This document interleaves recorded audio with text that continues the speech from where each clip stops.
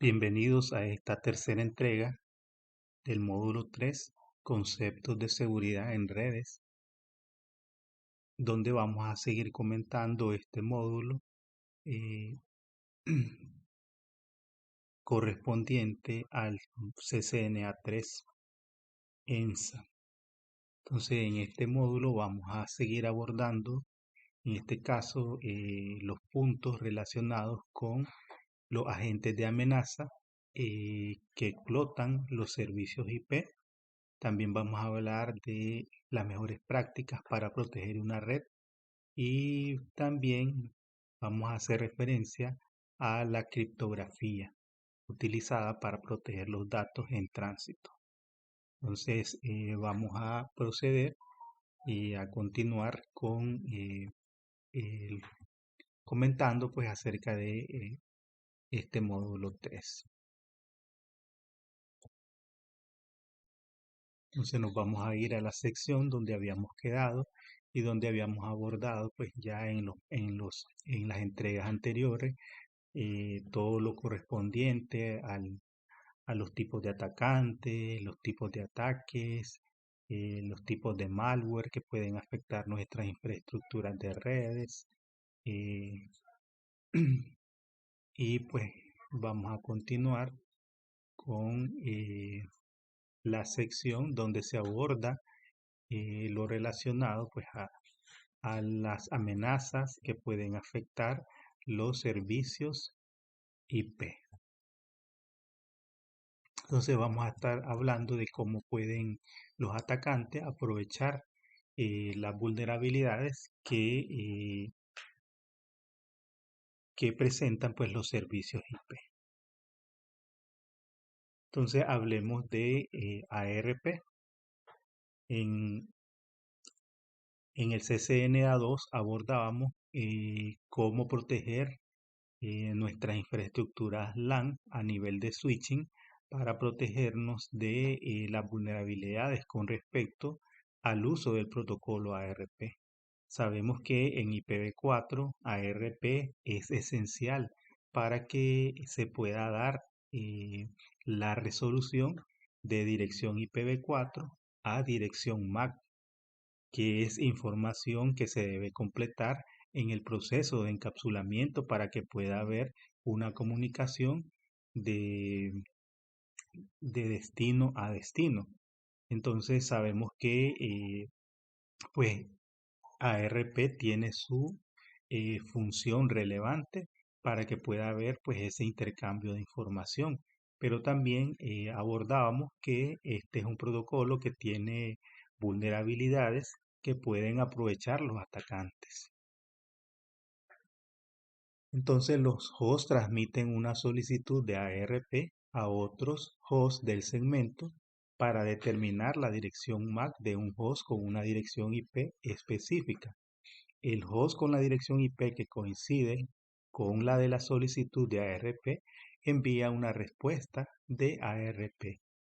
Cualquier cliente puede enviar una respuesta de ARP no solicitada, llamada ARP gratuito. Cuando un host envía un ARP gratuito, otros hosts en la subred almacenan en sus tablas de ARP la dirección MAC y la dirección IP que contiene dicho ARP. Esta característica de ARP también significa que cualquier host puede afirmar ser el dueño de cualquier IP o MAC que elige. Entonces, un atacante puede envenenar la caché de ARP de los dispositivos en la red local y crear un ataque de MID-M para redireccionar el tráfico. Un ataque de man in the middle, hombre en el medio. Entonces, el objetivo de envenenar la caché ARP es generar un, un control de el dispositivo. Entonces, en vez de que la información vaya o sea transmitida al dispositivo real, puede ser que se esté enviando al dispositivo host que está generando pues el ataque. El envenenamiento de caché ARP se puede usar para lanzar varios ataques de hombre en el medio. Entonces, el paso 1, la PCA necesita la dirección MAC de su gateway predeterminado, que es R1, y por lo tanto envía ARP request para obtener la MAC de 192.168.10.1. Luego el paso 2, el router 1 actualiza su caché ARP con la IP y MAC de la PCA y envía una respuesta ARP, la cual a su vez actualiza su caché de ARP con la IP y MAC de R1. 3. El atacante envía dos ARP gratuitos falsos usando su propia dirección MAC para la IP de destino indicada. La PCA actualiza su caché ARP y ahora el gateway predeterminado apunta hacia la MAC de los hosts del atacante. El router 1 también actualiza su caché de ARP con la dirección IP de la PCA y comienza a apuntar a la dirección MAC del atacante. Entonces el envenenamiento ARP puede ser pasivo o puede ser activo. Pasivo cuando los atacantes roban información confidencial y activo cuando los atacantes modifican datos en tránsito o inyectan datos maliciosos. Entonces podemos tener pues esos dos tipos de efectos cuando se desarrolla un ataque de envenenamiento de caché ARP.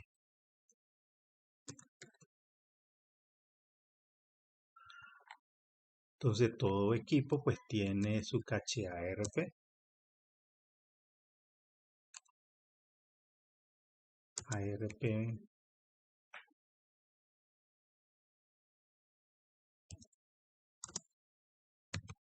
ARP-A nos muestra la información que los hosts han aprendido al asociar direcciones IP con las direcciones MAC.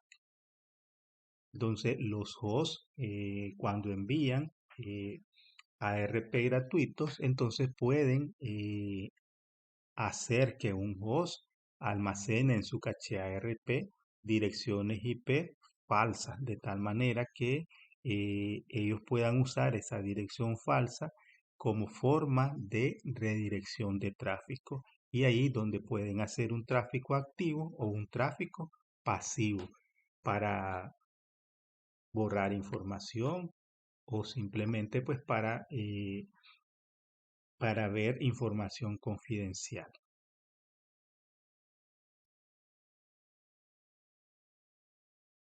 Otro servicio que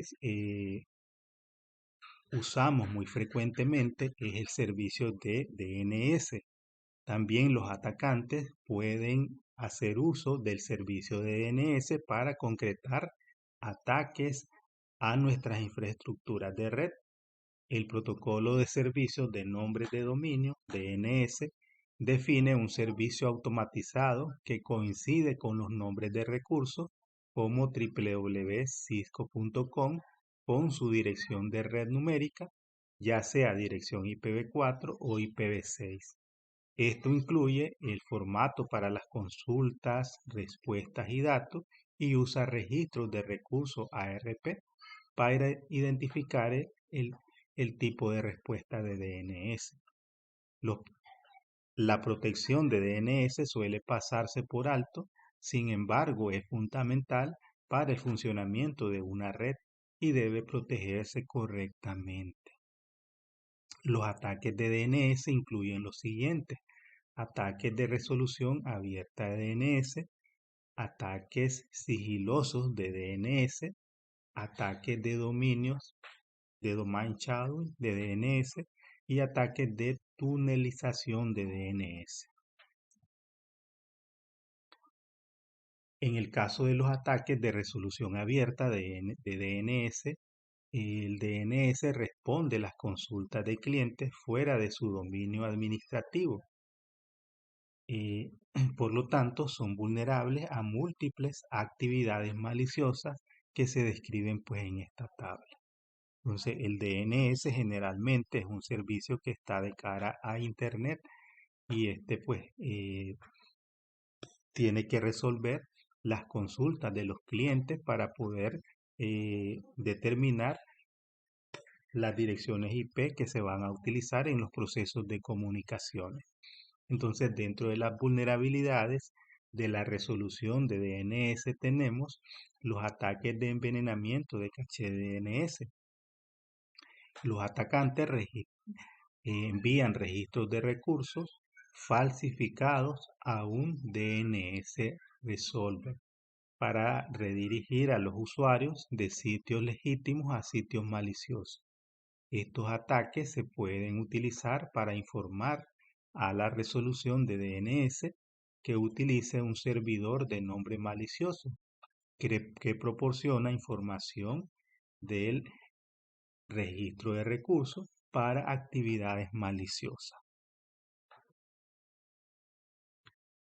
Otro tipo de vulnerabilidad es con respecto al DNS, son los ataques de amplificación y reflexión de DNS. Los atacantes usan ataques de denegación de servicio y denegación de servicios distribuido para aumentar el volumen de ataque y para ocultar la verdadera fuente de un ataque. Los atacantes envían mensajes de DNS a las resoluciones abiertas utilizando la dirección IP de un host de destino. Estos ataques son posibles porque la resolución abierta responde las consultas de cualquiera que pregunte. Otra vulnerabilidad con respecto a al servicio de DNS son los ataques de recursos disponibles de DNS. Un ataque de negación de servicio que consume los recursos de los DNS Open Resolver. Este ataque de denegación de servicio consume todos los recursos disponibles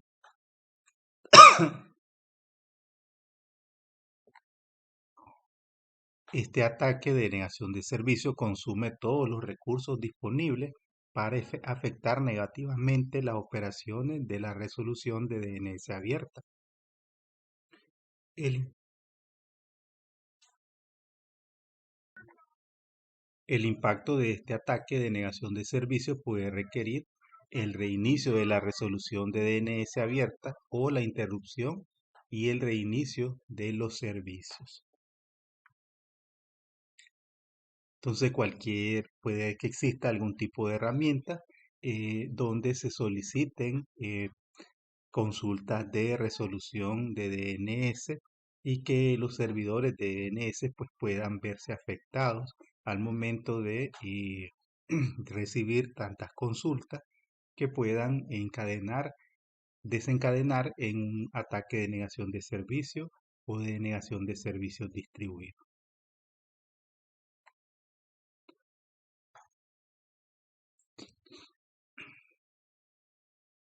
Otros tipos de ataques relacionados con DNS pueden ser sigilosas, de tal manera que puedan ocultar su identidad. Los atacantes también utilizan las técnicas DNS sigilosas descritas pues en esta tabla.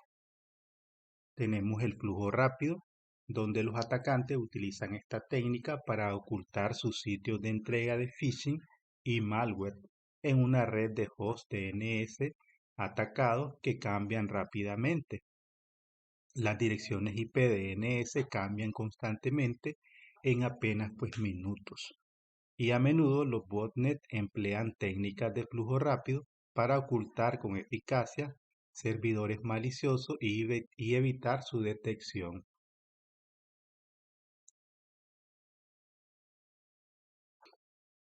Una segunda técnica que puede ser aprovechada por los atacantes en el servicio de DNS es el uso de flujo IP doble. En este caso, los atacantes utilizan esta técnica para cambiar rápidamente el nombre de host para la asignación de direcciones IP y cambiar el servidor de nombres autorizados. Esto aumenta la dificultad para identificar el origen del ataque. Y otra técnica es el algoritmo de generación de dominios.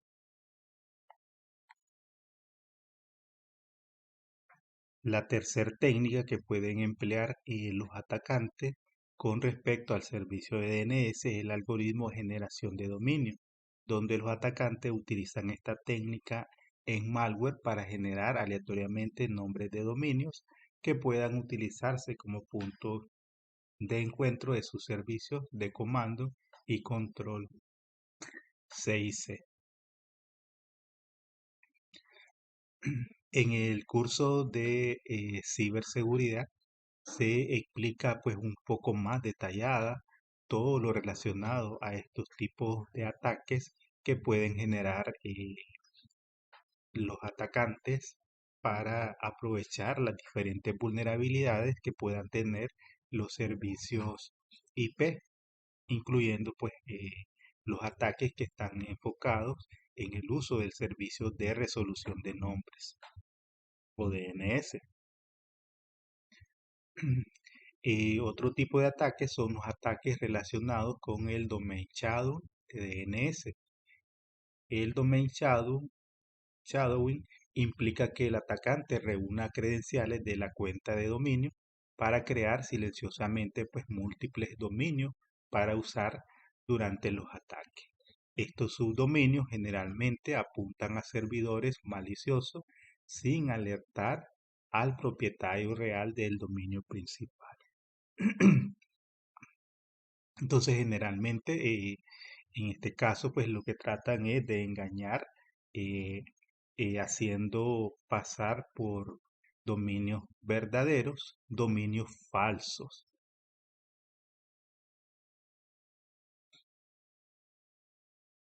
También tenemos pues el uso de túnel de DNS. En este caso, los atacantes utilizan la tunelización de DNS, donde colocan tráfico que no es DNS en el tráfico de DNS.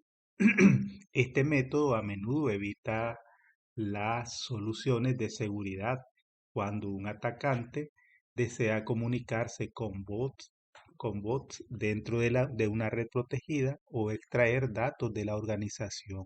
Así es como funciona el túnel DNS para los comandos CNC enviados pues a una botnet. Entonces, ¿cómo desarrollan pues este proceso de ataque? Primero, los datos se dividen en varias partes codificadas. En segundo lugar, cada parte se coloca en una etiqueta de nombre de dominio de nivel inferior de la consulta de DNS.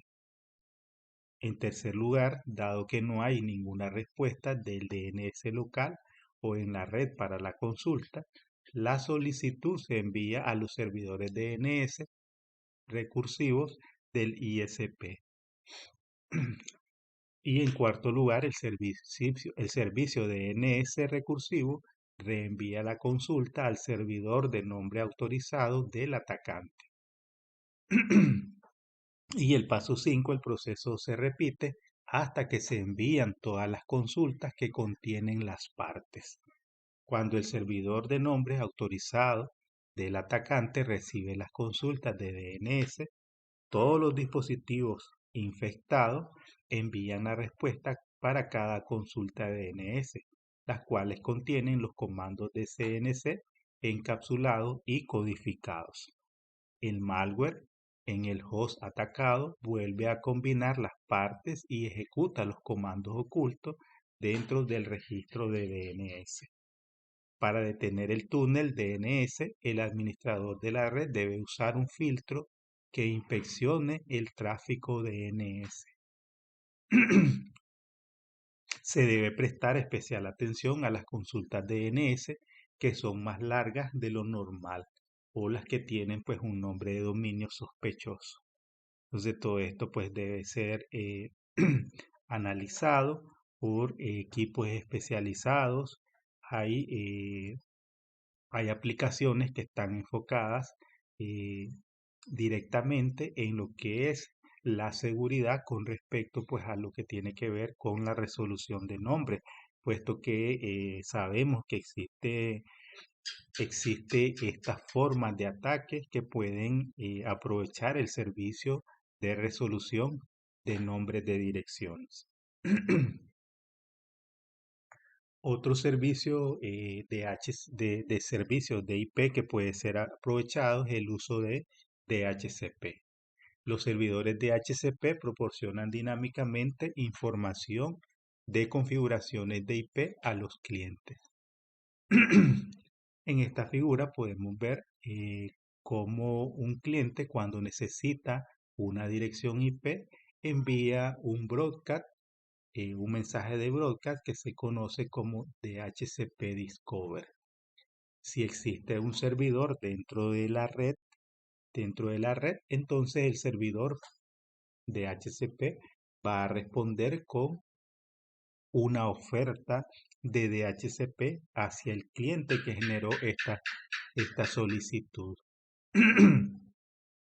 Cuando el cliente recibe la oferta del direccionamiento IP, el cual lleva pues dirección IP, máscara de su red, gateway por defecto y tiempo del alquiler de la dirección IP, entonces envía otro broadcast con un mensaje de DHCP request. Cuando el servidor de DHCP recibe la confirmación de la aceptación o no de la información de direccionamiento ofertada, entonces responde con un mensaje de DHCP ACK, que es una notificación al cliente informándole de que recibió pues la respuesta a su consulta.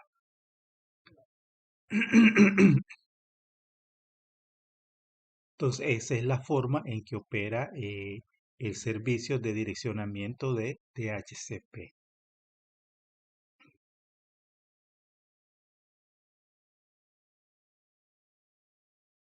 Los atacantes pueden aprovechar la forma en la que funciona el servicio de DHCP para desarrollar su estrategia de ataque. Entonces, una de las formas de ataque es la suplantación de DHCP. En este caso, esta se produce cuando un servidor de DHCP malicioso se conecta a la red y brinda parámetros de configuración IP falso a los clientes legítimos. Un servidor malicioso puede proporcionar una variedad de información engañosa. En el CCNA2 también abordábamos la parte de cómo proteger a nivel de switching los ataques de suplantación de servicio de DHCP. Ahí pues abordábamos el uso de comandos que nos permitían proteger nuestras infraestructuras de los ataques de suplantación de servidores de DHCP. Entonces, parte de los ataques relacionados con el servicio de DHCP es que un host malicioso puede engañar a los hosts de una infraestructura de red indicándole un gateway predeterminado incorrecto. Entonces, si un host, en este caso un servidor de DHCP que está suplantando al servidor de DHCP real, entonces pudiera comunicarle a esos hosts un gateway predeterminado incorrecto. En este caso, el atacante proporciona un gateway no válido o la dirección IP de un host para crear un ataque mid-M o de hombre en el medio. Esto puede pasar totalmente inadvertido, ya que el intruso intercepta el flujo de datos por la red. Entonces, al proporcionar un gateway incorrecto, eso obligaría a que los hosts envíen su tráfico a el gateway que está siendo declarado como gateway predeterminado.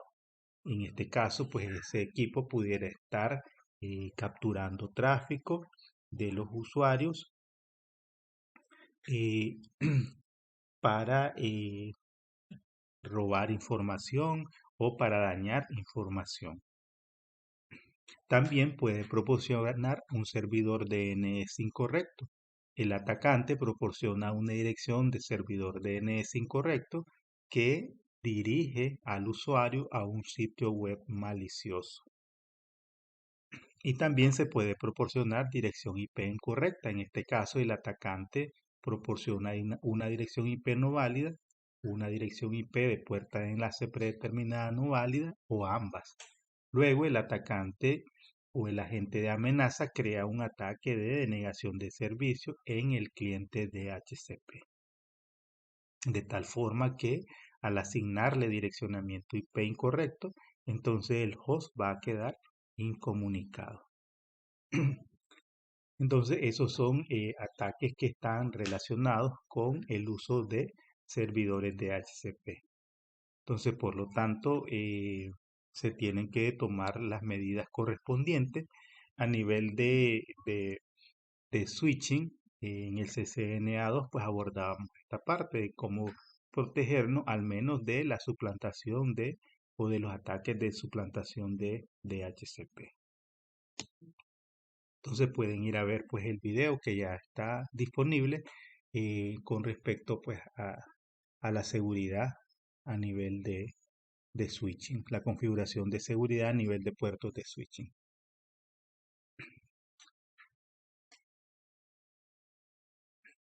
Entonces, ¿cómo se desarrollan pues estos tipos de ataques relacionados con DHCP? Supongamos que un atacante conecta con éxito un servidor DHCP malicioso a un puerto de switch en la misma subred de los clientes objetivos. El objetivo del servidor malicioso es proporcionarle a los clientes información de configuración de IP falsa. Entonces, en este caso, el paso 1, el cliente emite una detección de DHCP en busca de una respuesta de un servidor DHCP. Ambos servidores reciben el mensaje. El servidor DHCP malicioso y el legítimo responden ambos con parámetros de configuración de IP válidos. Por tanto, el cliente responde a la primera oferta que recibe. El cliente recibió primero la oferta del servidor malicioso y emite una solicitud de DHCP aceptando los parámetros. El servidor legítimo y el dudoso recibirán la solicitud. Solamente el servidor malicioso emite una respuesta individual al cliente para acusar recibo de su solicitud. El servidor legítimo deja de comunicarse con el cliente porque la solicitud ya ha sido reconocida. En este caso, si existen varios servidores, entonces al primero que se le aceptó la solicitud, pues ese dice direccionamiento es el que va a quedar disponible en el host. Bien, ahora vamos a hablar acerca de algunas mejores prácticas con respecto a lo que tiene que ver con la seguridad de las redes. Entonces, parte de las mejores prácticas que tenemos es, en cuanto a la seguridad, la confidencialidad, la disponibilidad y la integridad, que generalmente esto se conoce pues como los tres pilares de la seguridad de la información. Entonces, la seguridad de la red consiste en proteger la información y los sistemas de información de acceso, su uso, divulgación, interrupción, modificación o destrucción no autorizada. Entonces, la seguridad debe velar porque se garantice la confidencialidad, la disponibilidad y la integridad de la información. La mayoría de las organizaciones siguen la triada de la seguridad de la información, CIA por sus siglas en inglés. Confidencialidad, ¿qué quiere decir con respecto a la confidencialidad? Que solamente los individuos o entidades o procesos autorizados pueden tener acceso a información confidencial. Puede requerir el uso de algoritmos de cifrado criptográfico como AES para cifrar y descifrar datos. Entonces, eso nos garantiza confidencialidad. Entonces, la confidencialidad se puede lograr a través de mecanismos como la autenticación. Entonces, la autenticación va a garantizar que solamente los individuos autorizados puedan acceder a los recursos a los que se les ha pues permitido pues el acceso. Luego tenemos la integridad. En este caso, la integridad se refiere a cómo proteger los datos de modificaciones no autorizadas. Esto requiere el uso de algoritmos de hashing criptográfico como SHA. Entonces, la integridad es lo que permite comprobar de que la información ha sido modificada o que no ha sido modificada durante el tránsito de la información. Entonces existen algoritmos de hash que permiten validar la integridad de la información. Entonces generalmente esto se logra a través de un proceso de hash donde en el momento del envío de los datos, entonces se cifra la información, eh, la información de integridad y luego en el destino se vuelve a realizar ese proceso. Se comparan esa información y si los hash son iguales, entonces se concluye que la información pues no ha sido modificada. Pero generalmente pues esto de, eh, no protege, bueno, en dependencia del tipo de algoritmo de hash que se esté utilizando, pues puede que proteja o no la información de modificaciones. En algunos casos, solo lo que hace, pues, es verificar si la información fue modificada en tránsito o si no ha sido alterada. Y la disponibilidad. En este caso, los usuarios autorizados deben tener acceso ininterrumpido a los recursos y datos importantes. Requiere implementar servicios, puertas de enlace y enlaces redundantes. Entonces, la disponibilidad es lo que va a garantizar de que los servicios no se vean interrumpidos.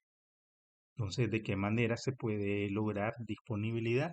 Generalmente a través de eh, la redundancia, redundancia en los enlaces, redundancia en los equipos para evitar puntos únicos de falla.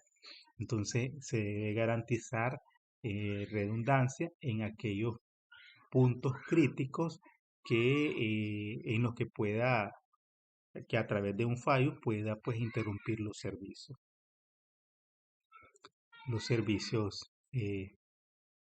informáticos o a los recursos informáticos.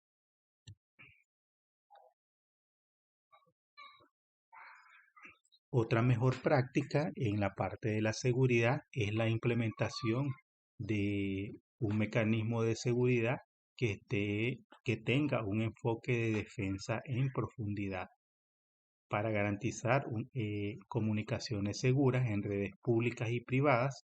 El primer objetivo es proteger los dispositivos como router, switches, servidores y hosts. La mayoría de las organizaciones emplean un enfoque de defensa en profundidad para la seguridad. Esto se requiere, eh, para esto se requiere una combinación de dispositivos y servicios de redes que trabajen de forma conjunta. Entonces, cuando hablamos de un enfoque o la implementación de un enfoque de seguridad en profundidad o en capas, significa que vamos a tener diferentes equipos de seguridad como capas, formando pues una barrera contra los diferentes tipos de ataques que puedan afectar la disponibilidad de nuestro servicio. Entonces, para esto se pueden implementar equipos que permitan crear VPN, firewall, IPS, ESA o WSA y servidores AAA. Entonces, generalmente las VPN pues van a permitir que en caso de que necesitemos transmitir datos a través de Internet, pues lo hagamos a través de un mecanismo seguro, donde la información que va a ser intercambiada pues viaje a través de un túnel encriptada. Los firewall DNS, los firewall ASA, por ejemplo, son equipos de seguridad que desarrollan operaciones de filtrado de tráfico que permite pues establecer reglas para permitir o denegar el tráfico que entra o sale de nuestras infraestructuras de redes.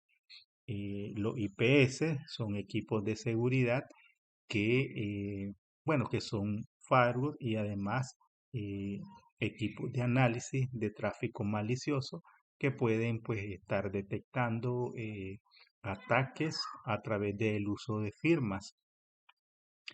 Entonces, este otro mecanismo de seguridad que ya es más inteligente que los firewall y que permiten desarrollar operaciones eh, de mitigación de ataques de diferentes de tipos de ataques y equipos pues para proteger el tráfico web, el tráfico de correo electrónico. Podemos usar pues también estos equipos y, y también podemos recurrir al uso de los servidores AAA para realizar mecanismos de autenticación, ya sea un mecanismo de autenticación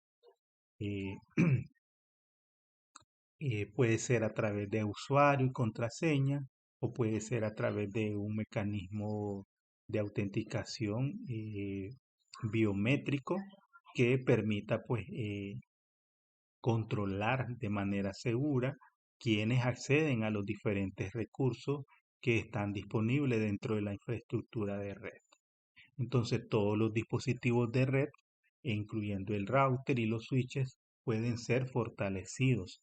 Además, se deben proteger los datos a medida que viajan a través de varios enlaces. Entonces, un firewall es un sistema o grupo de sistemas que impone una política de control de acceso entre redes. Entonces, en el firewall que puede tener, generalmente los firewall pueden estar en el perímetro de la infraestructura de red o pueden proteger eh, ciertas zonas o servicios dentro de la infraestructura de una organización y estos pueden tener reglas en los cuales se tenga permitido cierto tipo de tráfico y se tenga denegado pues otros tipos de tráfico que no son pues de o que no son necesarios dentro de la organización. Por ejemplo, en este caso nos hablan de unas reglas de permitir el tráfico de todas las direcciones externas al servidor web.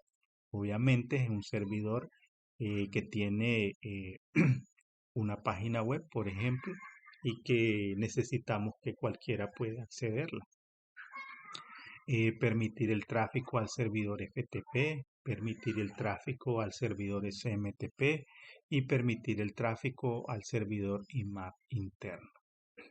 Y luego podríamos tener otras reglas donde tenemos establecido denegar todo el tráfico entrante con direcciones de redes que coincidan con las direcciones IP internas registradas. Porque pues obviamente no vamos a recibir nunca desde redes externas tráfico con nuestras propias direcciones internas. Denegar todo el tráfico entrante al servidor proveniente de direcciones externas. Denegar todo el tráfico entrante de solicitudes de eco de ICMP. Sabemos que ICMP pues, es un protocolo auxiliar, pero que también tiene vulnerabilidades. Entonces, por lo tanto, los atacantes pueden aprovecharse del uso de ICMP para desarrollar pues una estrategia de ataque. Entonces generalmente la mayoría de organizaciones optan por bloquear pues el tráfico de ICMP.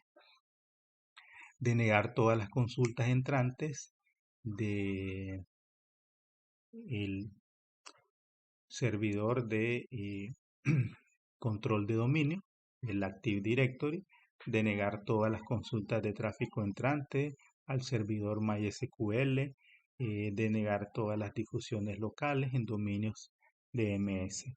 Entonces, el firewall pues va a tener pues este tipo de reglas en el cual pues uno define qué tráfico desea permitir y qué tráfico pues debe estar denegado.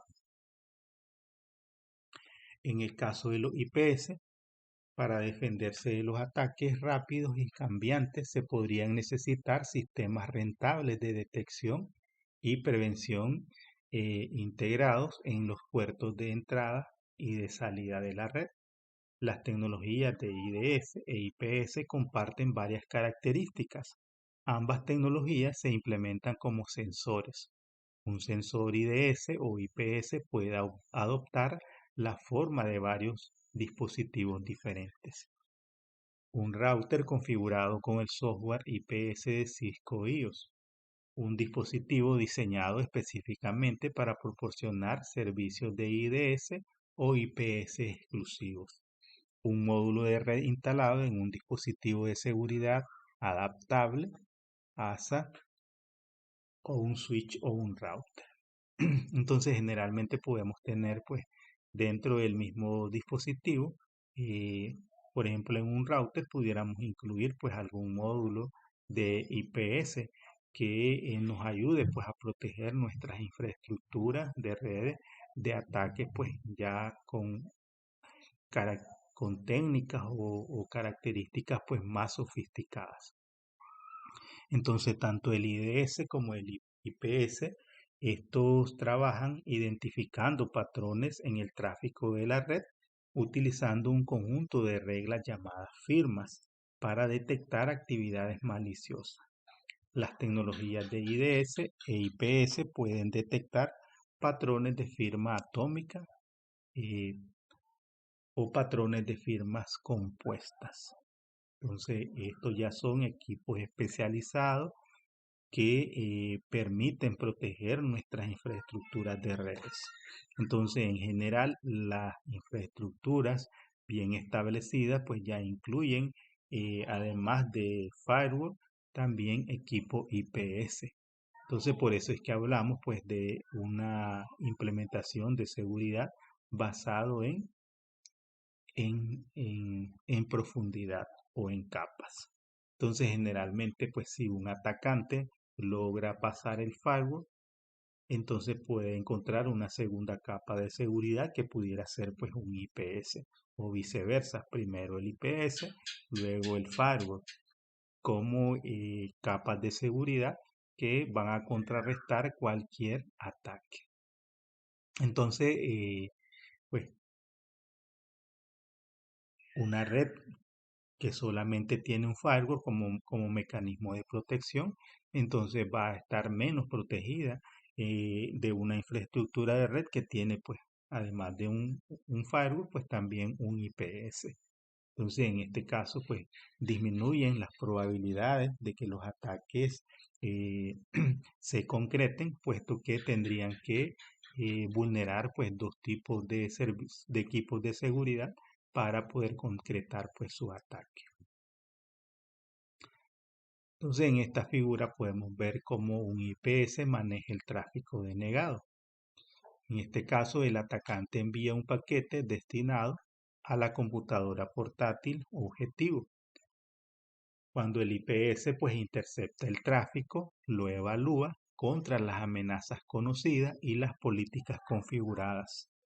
Entonces él tiene pues ya esos comportamientos identificados de que es un ataque de denegación de servicio, que es un ataque de reconocimiento, que es un ataque de inyección SQL. Entonces, él tiene diferentes firmas que le dan el conocimiento para poder determinar si el tráfico es malicioso o corresponde pues a un ataque. Entonces el IPS lo que hace es interceptar el tráfico y lo evalúa contra amenazas reconocidas y las políticas pues configuradas. El IPS envía un mensaje de registro a la consola de administración y luego el IPS pues desecha el paquete. Entonces si considera que el tráfico que está recibiendo es malicioso, entonces lo va a descartar automáticamente el IPS. Entonces, un IPS es un firewall y además pues un analista especializado de tráfico que ayuda a proteger nuestras infraestructuras de redes. Entonces, a nivel de dispositivos de seguridad de contenido, encontramos el dispositivo de seguridad de correo electrónica de Cisco o ESA, que es un dispositivo especial diseñado para monitorear el protocolo simple de transferencia de correo o SMTP. Entonces, Cisco ESA se actualiza constantemente eh, en tiempo real del sitio de seguridad de Cisco denominado Cisco Talos. Entonces Cisco ESA extrae estos datos de inteligencia de amenaza cada 3 o 5 minutos. O sea que este equipo para que pueda desarrollar su protección de manera eficiente, entonces tiene que tener una conexión hacia Internet al sitio de Cisco en tiempo real, el sitio Cisco Talos, donde pues recibe pues, donde la información se está actualizando constantemente de los diferentes tipos de amenazas que pueden pues afectar nuestras infraestructuras de red. Sabemos que a cada segundo, a cada minuto viven los atacantes desarrollando soluciones o estrategias de ataque. Entonces, pues Cisco Talos vive actualizando pues esta información. Luego tenemos el Cisco Web Security Appliance, WSA, que es una tecnología de mitigación para amenazas basadas en la web, donde el Cisco WSA combina protección avanzada contra malware, visibilidad y control de aplicaciones y controles de políticas de uso aceptable e informe. El Cisco WSA proporciona un control total sobre cómo los usuarios acceden a Internet. WSA puede marcar URLs en lista negra, filtrar URLs, escanear malware, categorizar URLs, filtrar aplicaciones web y encriptar y desencriptar tráfico web. Entonces, todos estos equipos están enfocados en desarrollar pues, un proceso de protección de las informaciones de las organizaciones de forma más eficiente. Entonces, una implementación de seguridad en profundidad pues debe conllevar diferentes equipos para proteger pues cada uno de los servicios que tenemos disponibles en Internet. Entonces podemos ver que no existe pues una solución eh, que abarque todos los aspectos de protección de seguridad de todos nuestros servicios, sino que hay diferentes soluciones que están enfocadas de manera específica en la protección pues de un tipo de servicio, como lo es el filtrado web, como lo es el servicio de correo electrónico y pues hay diferentes soluciones, no hay una solución que haga todos esos procesos. Bien, ahora hablemos acerca de la criptografía. Entonces, la criptografía es un aspecto de la seguridad que permite garantizar la integridad de la información como parte de ese intercambio de información. Entonces, las organizaciones deben proporcionar soporte para proteger los datos a medida que viajan a través de enlaces. Esto puede incluir el tráfico interno pero la mayor preocupación es proteger los datos que viajan fuera de las organizaciones. Entonces, si vamos a enviar tráfico a través de Internet o a través de una WAN, entonces para garantizar de que la información no va a ser modificada o borrada cuando se está transmitiendo, entonces debe de protegerse. Entonces aquí abordamos los 4 elementos de las comunicaciones seguras. Entonces dentro de esos 4 elementos tenemos eh, garantizar la integridad de los datos, garantizar que el mensaje no se haya modificado. La integridad se garantiza mediante la aplicación de los algoritmos de generación de hash como Message Digit versión 5, MD5 o Security Hash. Entonces, dos alternativas que nos permiten garantizar pues la integridad de los datos o al menos verificar la integridad de los datos.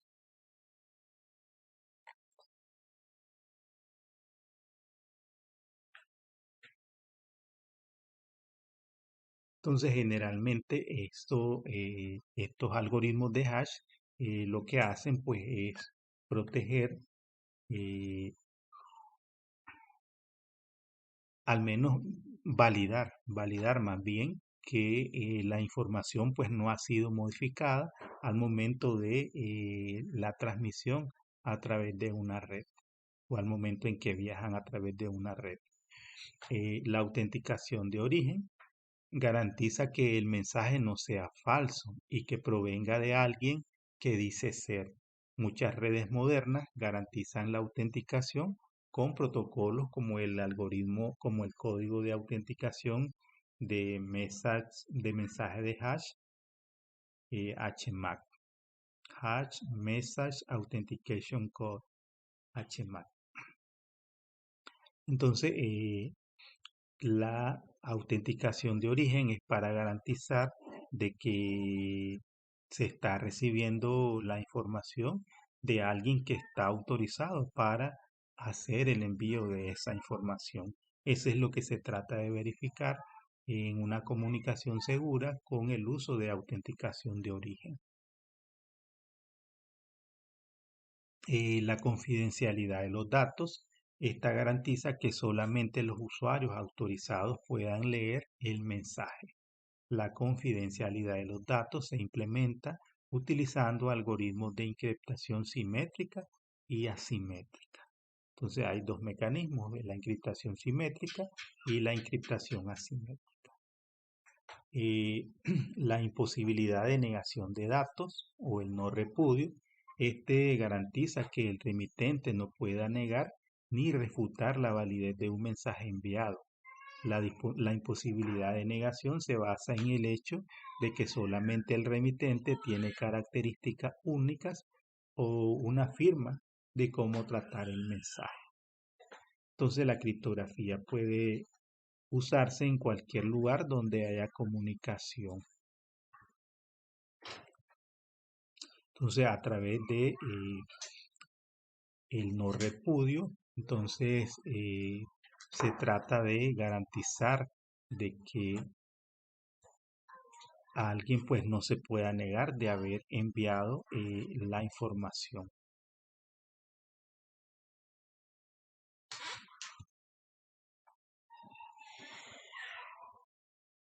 En el caso de la integridad de los datos, las funciones de hash se utilizan para garantizar la integridad de un mensaje. Garantizan que los datos del mensaje no hayan cambiado accidentalmente o intencionalmente. En esta figura podemos ver que el remitente envía una transferencia de $100 a Alex. El emisor quiere asegurarse de que el mensaje no se altere en su recorrido hasta el receptor. Entonces, ¿cómo se puede garantizar la integridad de los datos? El paso 1, el dispositivo de envío introduce el mensaje en un algoritmo de hash y calcula un hash de longitud fija. En este caso tenemos este valor de hash. El paso 2, luego este hash se adjunta al mensaje y se envía al receptor. El mensaje y el hash se transmiten en un texto sin formato. El paso 3, el dispositivo receptor elimina el hash del mensaje e introduce el mensaje en el mismo algoritmo de hash. Si el hash calculado es igual al que se adjuntó al mensaje, significa que el mensaje no se modificó durante su recorrido. Si los hash son iguales, ya no es posible garantizar la integridad del mensaje.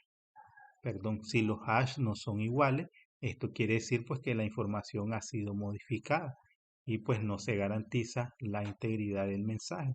Entonces, como podemos ver en este caso, a través de las funciones de hash, lo que se trata de es verificar de que la información no ha sido manipulada, no ha sido alterada, pero de ningún modo pues protege contra eh, la manipulación o el cambio en la información o en la integridad de la información, que es lo que podemos ver aquí. Se pagará a Alex $100. El algoritmo de hash se adjunta, se envía esa información. Cuando llega al destino, entonces se recibe el mensaje y se revisa de que el valor de hash pues sea el mismo. En este caso podemos ver que difiere el valor de hash transmitido y el valor de hash calculado en el dispositivo receptor. Por lo tanto, significa que la información ha sido modificada.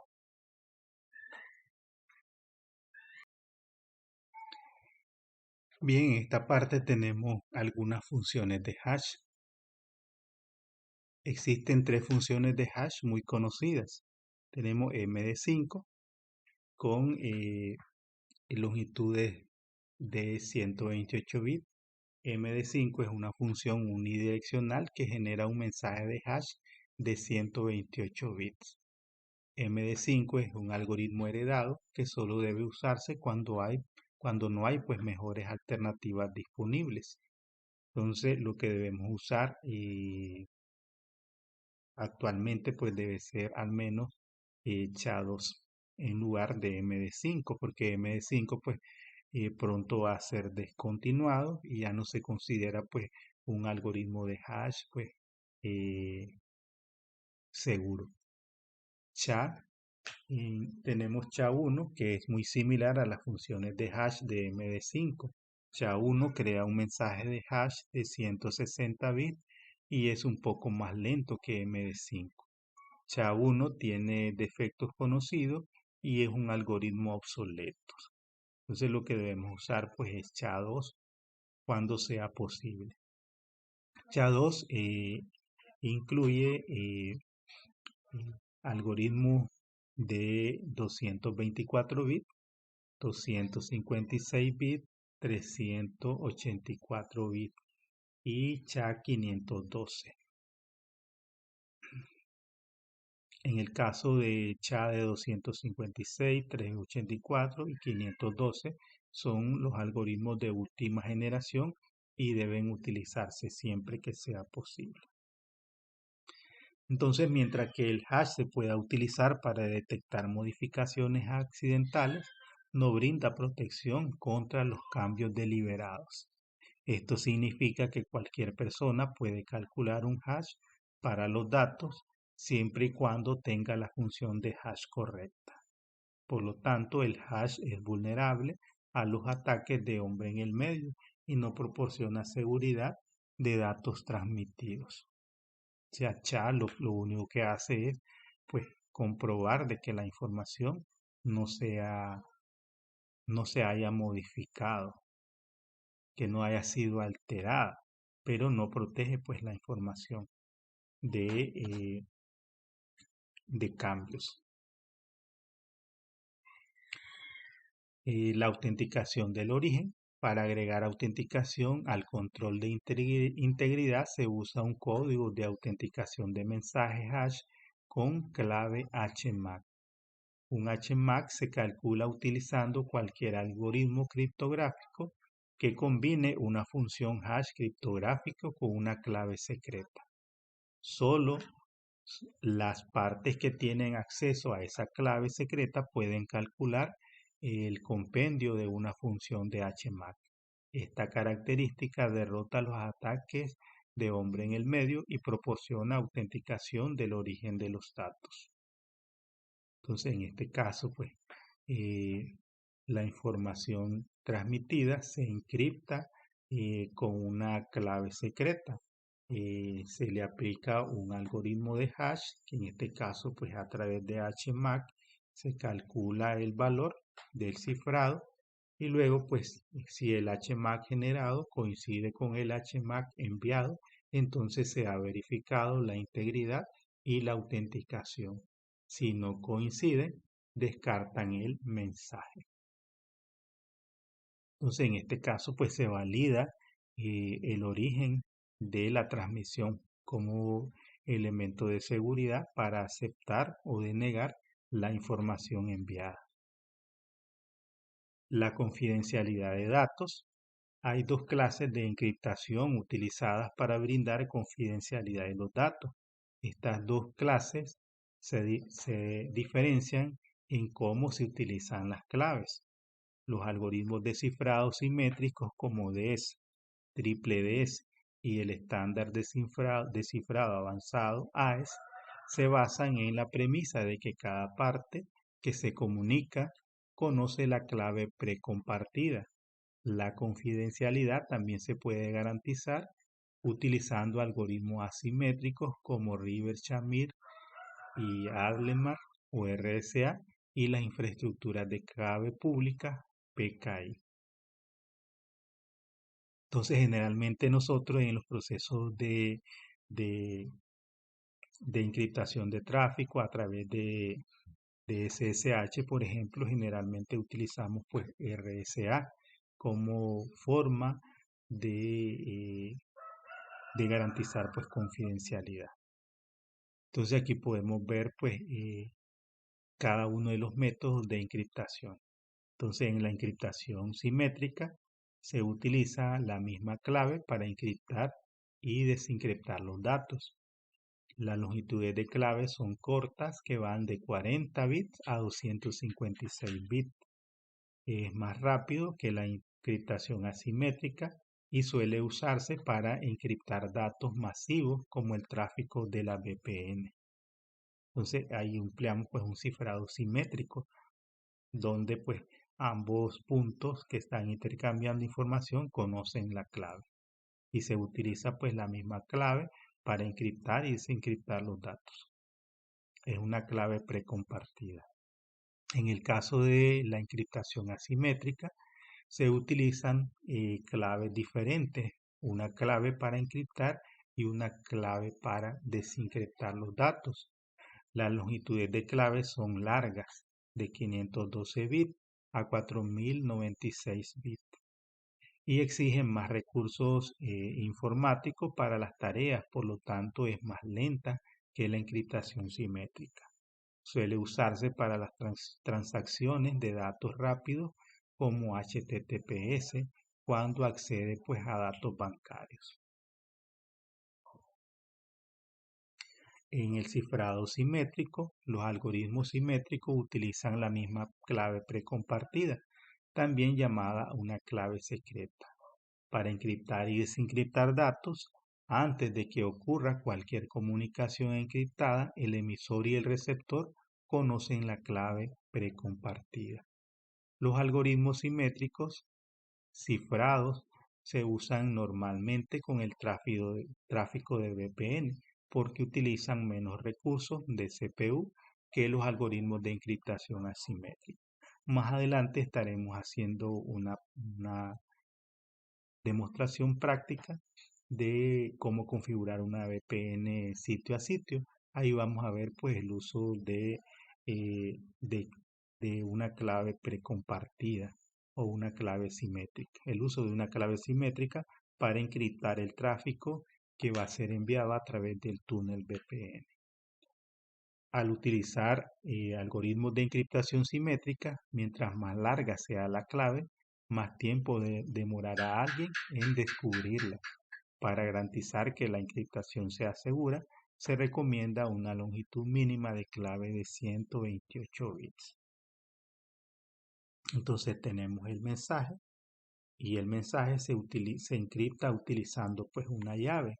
Esta llave es compartida previamente, o sea que cada punto conoce cada dispositivo con el que se va a intercambiar información debe conocer previamente esa clave y es la misma. Entonces el tráfico se encripta utilizando esa clave. Luego cuando el tráfico llega al equipo destino, el equipo pues destino utiliza la clave precompartida para desencriptar el mensaje. Bien, entonces los algoritmos de encriptación simétrica, tenemos el algoritmo de cifrado de datos o DES. Este es un algoritmo de cifrado simétrico heredado. Puede utilizarse en el cifrado de flujo, pero suele funcionar en el cifrado por bloques al encriptar datos en bloques de 64 bits. Un cifrado de flujo encripta un byte o un bit a la vez. Triple DES. Esta es una versión más reciente del DES, pero repite el proceso del algoritmo DES 3 veces. O sea que lo vuelve a encriptar y lo encripta 3 veces. Y se considera muy confiable cuando se implementa con claves de duración muy breve. Y luego tenemos el estándar de encriptación avanzada o AES, que es un algoritmo seguro y más eficiente que triple DES. Es un algoritmo de cifrado simétrico popular y recomendado. Ofrece nuevas combinaciones de longitudes de clave y bloques, utilizando una longitud de clave variable de 128, 192 o 256 bits para encriptar los bloques de datos que son de 128, 192 o 256 bits de largo. Otro algoritmo de encriptación simétrica es el algoritmo de cifrado optimizado por software. SEAL. SEAL es un algoritmo de cifrado simétrico, rápido y alternativo para DES, triple DES y AES. Usa una llave de cifrado de 160 bits y tiene un menor impacto en la CPU en comparación con los algoritmos basados en software. Y luego también tenemos Reverse Cipher o RC para flujos. Este algoritmo fue desarrollado por Ron Rivers y se han desarrollado numerosas variantes, pero RC4 es la de uso más frecuente. RC4 es un cifrado de flujo y se utiliza para proteger el tráfico web de SSL y TLS. En el cifrado asimétrico, los algoritmos asimétricos, también llamados algoritmos de claves públicas, están diseñados para que la clave de encriptación y la desencriptación sean diferentes. Los algoritmos asimétricos utilizan una clave pública y una privada. La clave complementaria emparejada es requerida para la desencriptación. Los datos encriptados con la clave privada requieren la clave pública para desencriptar. Los algoritmos asimétricos logran confidencialidad, autenticación e integridad mediante el uso de este proceso. Debido a que ninguno de los participantes comparte un secreto, las longitudes de clave deben ser muy largas. La encriptación asimétrica puede utilizar longitudes de clave entre 512 y 4096 bits. Longitudes de claves mayores o iguales a 1024 bits son confiables y mientras que las claves más cortas no. O sea, un nivel de confiabilidad sería pues como mínimo de 1024 para garantizar pues la confidencialidad. Entre los algoritmos que se utilizan en los procesos de cifrado asimétrico, tenemos el intercambio de claves por Internet o IKE, que es un componente fundamental de la VPN IPsec. Security Socket Layer o SSL, que ahora se implementa como seguridad de la capa de transporte TLS estándar del IETF. Security Shell SSH, este es un protocolo que proporciona una conexión segura de acceso remoto a dispositivos de red. El Pretty Good Privacy o PGP, este programa de computadora y proporciona privacidad, autenticación criptográfica. A menudo se utiliza para aumentar la seguridad de las comunicaciones por correo electrónico. Los algoritmos asimétricos son sustancialmente más lentos que los simétricos. Su diseño se basa en problemas informáticos como la factorización de números demasiado grandes o el cálculo de logaritmos discretos de números demasiado grandes. Dado que carecen de velocidad, los algoritmos asimétricos se utilizan típicamente en criptografías de poco volumen, como las firmas digitales y el intercambio de claves. Entonces, dentro de los algoritmos de cifrado asimétrico vamos a encontrar Diffie-Hellman o DH con longitudes de claves que van de 512, 1024, 2048, 3072 y 4096. Estos permiten que ambas partes acuerden una clave que puedan utilizar para cifrar los mensajes que requieren enviarse. La seguridad de este algoritmo depende de la presunción de que resulte sencillo elevar un número a una determinada potencia, pero difícil calcular qué potencia se utilizó sabiendo pues el número y el resultado. El estándar de firmas digitales Signature Standard o DSS y el algoritmo de firmas digitales Digital Signature Algorithm DSA con claves que van de 512 a 1024. DSS especifica el DSA como el algoritmo para firmas digitales. DSA es un algoritmo de clave pública basado en el paquete de firmas El Gamal. La velocidad de creación es similar a la de RSA, pero es 10 a 40 veces más lenta para la verificación. El algoritmo de cifrado River-Shamir y Adlemar o RSA, que tiene pues longitudes de claves entre 512 y 2048, que es lo que utilizamos en SSH. Este es usado para criptografías de claves públicas que se basa en la dificultad actual de factorización de números muy grandes. Es el primer algoritmo apto tanto para firmas como para cifrado. Es ampliamente utilizado en protocolos de comercio electrónico y se considera seguro si se utilizan claves suficientemente prolongadas e implementaciones actualizadas.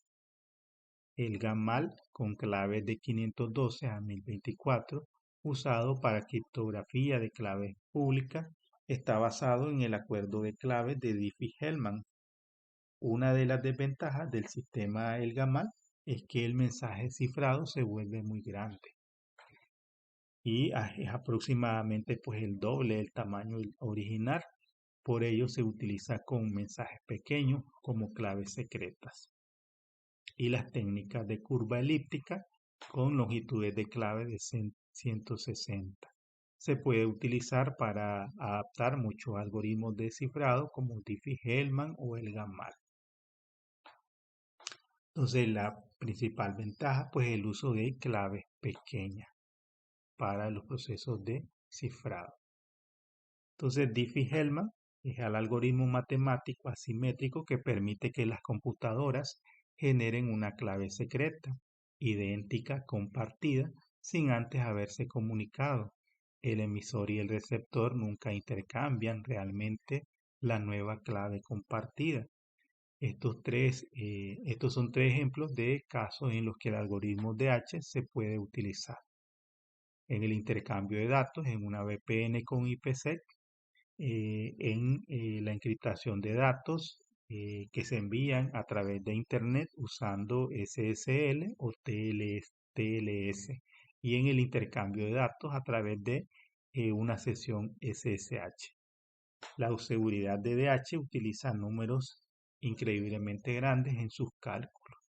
Desafortunadamente, los sistemas de clave asimétrico son extremadamente lentos para cualquier tipo de encriptación masiva.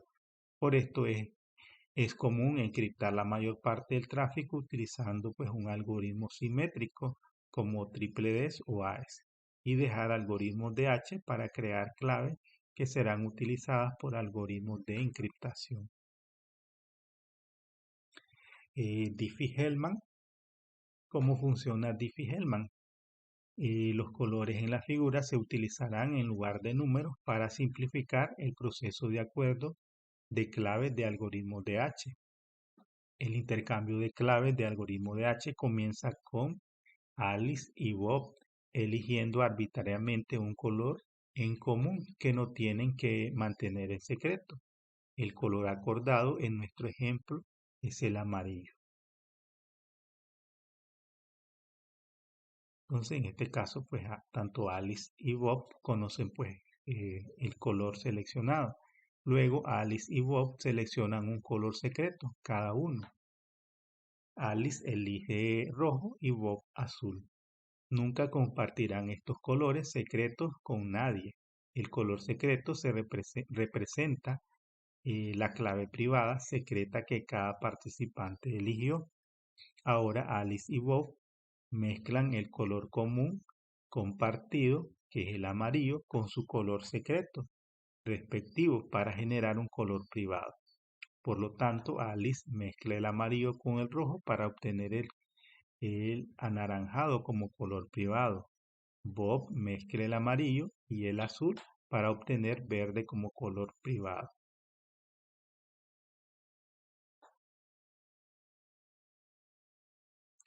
Alice envía su color privado anaranjado a Bob y Bob le envía el suyo verde a Alice. Alice y Bob mezclan cada uno el color que recibieron con su propio color secreto, originando rojo para Alice y azul para Bob. El resultado es una mezcla final de color marrón, que es idéntica a la mezcla final del otro participante. El color marrón representa la clave secreta que comparten pues Alice y Bob.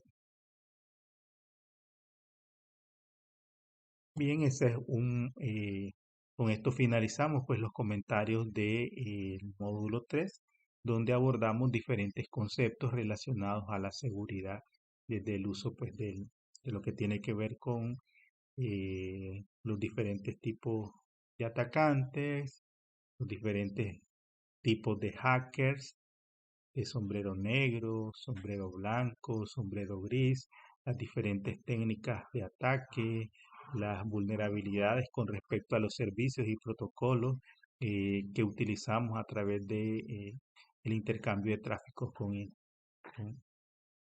con los usuarios a través de redes IP.